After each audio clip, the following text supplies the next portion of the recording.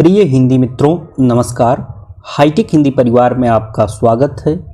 एक नए महत्वपूर्ण और ज़रूरी वीडियो के साथ आज हम पुनः उपस्थित हैं। आज के इस वीडियो में चर्चा की जाएगी उन महत्वपूर्ण तथ्यों की जो आपको किसी अन्य यूट्यूबर के द्वारा, किसी अन्य हिंदी अध्यापक के द्वारा या कहीं अन्य जगहों पर उपलब्ध नहीं है। यकीन मानिए, ये जो वीडियो हम आपके लिए लेकर के आ रहे हैं, ये वीडियो आपको कहीं और नहीं मिलेंगे। पिछला जो वीडियो इसी से जुड़ा हुआ था, उस पर आप लोगों की प्रतिक्रिया, आप लोगों की प्रशंसा देख कर के भी मुझे पता चला कि ये वीडियो आपके लिए कितने महत्वपूर्ण हैं। वर्ष 2019 में प्रकाशित महत्वपूर्ण रचनाओं पर वीडियो हम लेकर के आ चुके हैं। उस वीडियो को जिन मित्रों ने नहीं देखा है, उन मित्रों को जाकर के उस वीडियो को देखना चाहिए। आज के इस वीडियो में हम वर्ष 2018 में प्रकाशित हिंदी की महत्वपूर्ण किताबों को लेकर के आए हैं। हिंदी की वे सभी किताबें इस वीडियो में शामिल हैं जो परीक्षा के लिहाज से अति महत्वपूर्ण हैं, जिनके परीक्षा में पूछे जाने की सर्वाधिक संभावना है और उन पर बनने वाले उन सभी विशेष तथ्यों की हम इस वीडियो के अंतर्गत चर्चा करेंगे।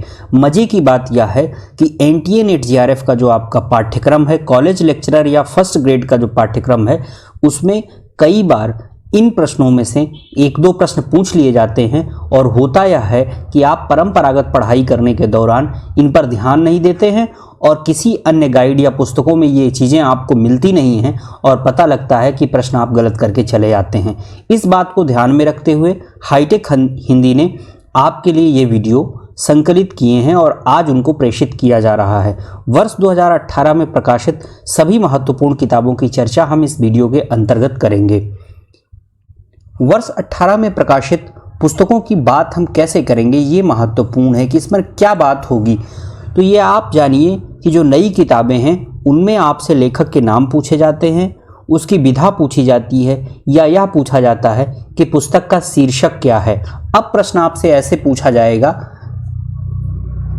प्रश्न आपसे इस प्रकार पूछा जाएगा कि स्वस्थ अस्वस्थ लोग किसकी रचना है। आप उत्तर बताएंगे हृदयेश। एक प्रश्न हो गया। दूसरा प्रश्न आपसे यह पूछा जाएगा कि स्वस्थ अस्वस्थ लोग किस विधा की रचना है। आप बताएंगे उपन्यास। दूसरा प्रश्न हो गया।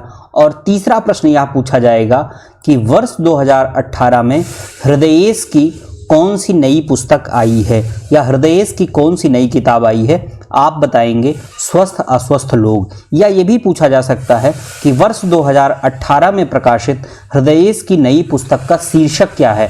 आप बताएंगे स्वस्थ अस्वस्थ लोग। इस प्रकार एक ही जो ये एक तथ्य पूरा का पूरा दिया है, इससे 5 प्रश्न आपके बनेंगे।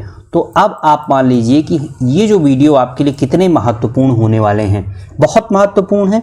और जिस प्रकार 2019 के वीडियो हम लेकर के आए थे, उसमें जिस प्रकार आप मित्रों की प्रतिक्रिया थी, जितने उत्साह के साथ आपने उस वीडियो को हाथों हाथ लिया है, उससे मुझे ये लगता है कि इसकी आपको कितनी ज़रूरत थी। जो प्रतिबद्ध मित्र हैं, जिनको हाईटेक हिंदी पे भरोसा है, हम उन मित्रों से एक विनम्र निवेदन करते हैं कि इन वीडियोज़ को आप शेयर ज़रूर करें। शेयर करने में आपका कोई पैसा नहीं लग रहा है। कई कोचिंग वाले, कई चैनल वाले और कई पुस्तकें खरीदने में आपको या इन चीज़ों को संग्रह करने में आपको अधिकतम समय देना पड़ेगा। आपको नहीं पता है कि इस एक वीडियो को तैयार करने के लिए हमने कितना समय दिया और कहां कहां से ये मैटर कलेक्ट किए हैं। इसलिए आपसे हमारा निवेदन है कि इस वीडियो को शेयर जरूर करें। अब जैसे कि ये देखिए, दूसरी रचना है हम यहाँ थे। हम यहाँ थे किसकी रचना है? मधु कांकरिया की रचना है और ये उपन्यास विधा की रचना है। गई झूलनी टूट उपन्यास विधा की रचना है, उषा किरण खान की रचना है। खिलाफत उपन्यास है गोविंद मिश्र का। मंगला से सैन उपन्यास है अचला नागर का। एक बात हम आपसे और कहेंगे कि ये जो महत्वपूर्ण रचनाकार जिनके आप नई कृतियां पढ़ रहे हैं, यदि आपको पता है, जो चीज़ें आपको पता हैं, आप अपने दिमाग पर जोर डालिएगा और इन रचनाकारों की जो महत्वपूर्ण कृतियां हैं, जो भी 2, 4, 6 या 10 आपको पता है, वे आप कमेंट करके लिख सकते हैं। वे मित्र जो हमारे रेगुलर दर्शक हैं, रेगुलर पाठक हैं, उनको चाहिए कि वे इसका जवाब जरूर दें। एक सच्ची झूठी गाथा 2018 में आई पुस्तक है, उपन्यास विधा की रचना है, अलका सरावगी की रचना है। अब ये आप एक चीज़ और भी जानिए कि इसका चयन कैसे किया गया है। ये जो उपन्यास लाए गए हैं, ये जो पुस्तकें आपके लिए लाई गई हैं, उनका चयन किया गया है लेखक के हिंदी में कद के हिसाब से उनको बहुत ऐसे इसमें तमाम लेखक हैं जो बड़े बड़े पुरस्कारों से पुरस्कृत हैं, ऐसे तमाम लेखक हैं जिनकी कृतियां किसी विशेष विधा पर आई हैं इसलिए बहुचर्चित हैं। ऐसे लेखकों को इनमें शामिल किया गया है जिन्होंने किसी ऐसे विशेष बिंदु को ध्यान में रख करके अपना विषय चयन किया है और परीक्षा के लिहाज से महत्वपूर्ण है, ऐसे लोगों को शामिल किया गया है। आंजनेय जायते ये उपन्यास है गिरिराज किशोर का भी हाल के दिनों में निधन हुआ है। रेत समाधि उपन्यास है गीतांजलि श्री की, बहुत महत्वपूर्ण है गीतांजलि श्री परीक्षा के लिहाज से। नान्या उपन्यास है प्रभु जोशी का। प्रभु जोशी मूलतः हिंदी के लेखक नहीं हैं, लेकिन फिर भी उनका यह उपन्यास बहुत महत्वपूर्ण रहा। तेरा संगी कोई नहीं उपन्यास है ये मिथिलेश्वर का। मिथिलेश्वर हिंदी में महत्वपूर्ण कहानीकार के रूप में प्रतिष्ठित हैं। कथा विराट उपन्यास विधा की रचना है, सुधाकर अदीब की रचना है। प्रेम लहरी उपन्यास है त्रिलोकनाथ पांडे का, ये नया है, ये जगन्नाथ दास की प्रेम कहानी के ऊपर केंद्रित है। पागल खाना उपन्यास है ज्ञान चतुर्वेदी का, महत्वपूर्ण व्यंग्यकार है वर्तमान दौर के। काठ गोदाम कहानी संग्रह है कृष्ण कुमार की। कृष्ण कुमार क्या है? कृष्ण कुमार एक शिक्षाविद हैं, इन्होंने एनसीईआरटी में भी बहुत दिनों तक काम किया है। तो इनका नया कहानी संग्रह आया काठ गोदाम। जल मुर्गियों का शिकार दूधनाथ सिंह पर हाईटेक हिंदी ने इनकी जीवनी को लेकर के वीडियो बनाया है। दूधनाथ सिंह परीक्षाओं के लिहाज से बहुत महत्वपूर्ण है। अगर आप उस वीडियो को जाकर देखेंगे तो आपको पता लगेगा कि दूधनाथ सिंह से बनने वाले सभी प्रश्न, सभी महत्वपूर्ण तथ्यों को उसमें शामिल किया गया। ठसक कहानी संग्रह है। ठसक जो है इस शीर्षक से कहानी संग्रह लिखा है किसने? ममता कालिया ने। कहीं कुछ नहीं कहानी संग्रह है शशि भूषण द्विवेदी की। सब इतना असमाप्त कविता संग्रह है कुंवर नारायण का। कुंवर नारायण पर भी हमने वीडियो बनाया है, हमने केदारनाथ सिंह पर भी जीवनी पर वीडियो बनाया है। इसको बहुत लोगों ने पसंद किया है, केदारनाथ सिंह और कुंवर नारायण सिंह के वीडियो को आपको भी देखना चाहिए। मतदान केंद्र पर झपकी एक कविता संग्रह है केदारनाथ सिंह का। 52 चिट्ठियां कविता संग्रह है बाबूशाह कोहली का। बाबूशाह कोहली युवा महिला कविता लेखिका हैं और इन्होंने प्रेम को लेकर के बहुत सुंदर कविताएं लिखी हैं। आपको ये कविता कोश पर भी उपलब्ध होंगी और इनकी पुस्तकें खरीद के भी आप पढ़ सकते हैं। बहुत अच्छी कविताएं लिखती हैं बाबूशाह कोहली। 52 चिट्ठियां करके इनका कविता संग्रह आया है। मेघ जैसा मनुष्य कविता संग्रह है ये शंख घोष का और अनुवाद किया है प्रयाग शुक्ल ने, महत्वपूर्ण है। शायद कविता संग्रह है सुधीर रंजन सिंह का।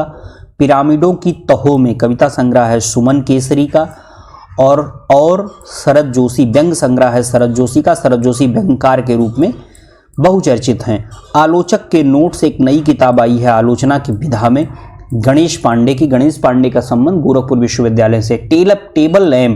टेबल लैंप आलोचना विधा की रचना है, किसकी है? गीत चतुर्वेदी की। हालांकि गीत चतुर्वेदी युवा गीतकारों में, युवा कविता लेखकों में, ये कवियों में अति महत्वपूर्ण है। इनके बहुत सारे महत्वपूर्ण कविता संग्रह हैं।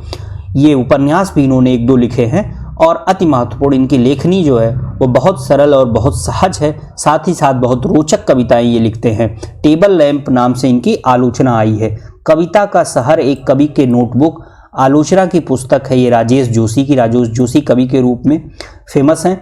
वक्त का मैं लिपिक नवगीत विधा की रचना है यश मालवीय की। यश मालवीय नवगीत लिखते हैं। लेखक का जनतंत्र साक्षात्कार है कृष्णा सोबती का। अब्र क्या चीज है, हवा क्या है, डायरी विधा की रचना है। किसकी रचना है? ये कृष्ण बलदेव वैद्य की रचना है। ये सभी की सभी रचनाएं वर्ष 2018 में आई हुई हैं। अगला प्रश्न है जगदर्शन का मेला डायरी विधा की रचना है शिवरतन थानवी का है। पढ़ी के पाथर भया आत्मकथा विधा की रचना है नंद किशोर नंदन का। और मैं बोनसाई अपने समय का आत्मकथा है ये रामशरण जोशी का। तो ये वर्ष 2018 की कुछ महत्वपूर्ण पुस्तकें हैं। हम बात करते हैं जो सबसे महत्वपूर्ण किताबें हैं 3-4 जो परीक्षा के लिहाज से और इस वीडियो में भी जिनके परीक्षा में आने की 100% उम्मीद है। लेखक का जनतंत्र कृष्णा सोबती हिंदी में जाना पहचाना नाम है। लगभग सभी बड़े पुरस्कारों से पुरस्कृत हैं कृष्णा सोबती जी।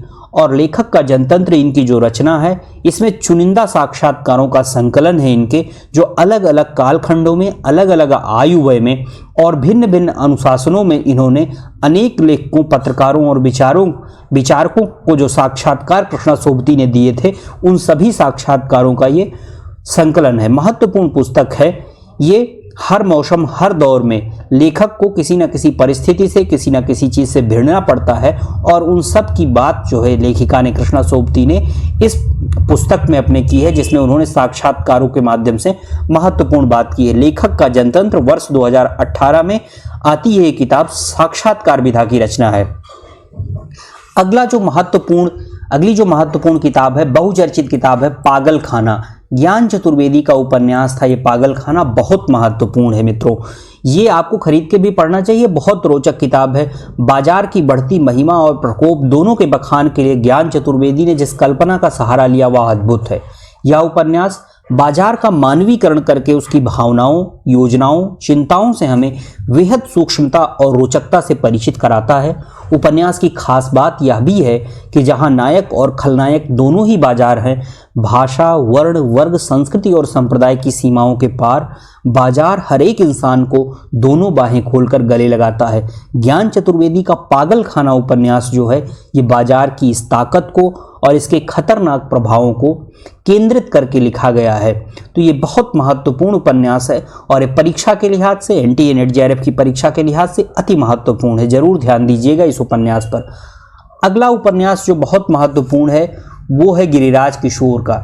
गिरिराज किशोर का उपन्यास है आंजनेय जायते। आपको पता है अंजनी के पुत्र कौन थे? हनुमान जी, उनको अंजनी का पुत्र कहा जाता है। ये गिरिराज किशोर का पहला मिथकीय उपन्यास है, हनुमान पर केंद्रित है। इसकी कथा संकट मोचन हनुमान के जीवन संघर्ष पर केंद्रित है। राम कथा में हनुमान की उपस्थिति विलक्षण है, इस बात से कोई अनजान नहीं है, कोई अछूता नहीं। हम सबको पता है कि राम के साथ या राम कथा में हनुमान की उपस्थिति किस रूप में है। वे वनवासी हैं, वानरवंशी हैं, लेकिन वानर नहीं हैं, बल्कि अपने समय के अद्भुत विद्वान, शास्त्र ज्ञाता, विलक्षण राजनीतिज्ञ और अतुलित बल के धनी हैं। लेखक ने पूरी राम कथा में हनुमान की निष्ठा, समर्पण, मित्रता और भक्ति भाव का विलक्षण चित्र खींचा है। यानी कि हनुमान की जो चारित्रिक विशेषताएं हैं, जो निजी विशेषताएं हैं, जिन पर अक्सर हमारा ध्यान नहीं जाता है, निष्ठा है, समर्पण है, मित्रता है और भक्ति भाव है, इन सभी को केंद्र में रख करके एक मिथकीय ढांचा, एक मिथकीय चित्र खींचा गया है आंजनी पुत्र का। उनकी अलौकिकता को महज कपोल कल्पना न मानकर एक आधार दिया गया है। लेखक ने पूरे उपन्यास में उन्हें अंजनी पुत्र आंजनेय ही कहा है। उनकी मातृभक्ति के कारण उपन्यास में सबसे महत्वपूर्ण उत्तरार्ध और क्षेपक है, जो शायद किसी राम या हनुमान कथा का हिस्सा नहीं है।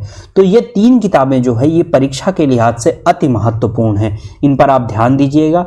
अति महत्वपूर्ण वे किताबें जो वर्ष 2019 में प्रकाशित हो चुकी हैं, उन पर वीडियो हम ला चुके हैं। ये वीडियोज आपको हमारे चैनल पर मिल जाएंगे, हाईटेक हिंदी के चैनल पर।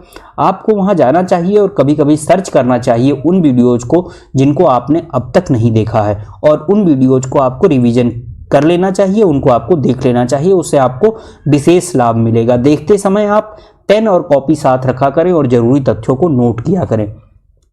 तो ये रहा आज का वीडियो। हिंदी विषय से संबंधित किसी भी प्रकार की समस्या, कोई प्रश्न, कोई सुझाव या सहयोग हो तो आप हमें लिख सकते हैं, ईमेल कर सकते हैं, हम उनका समुचित उत्तर देने का प्रयास करेंगे।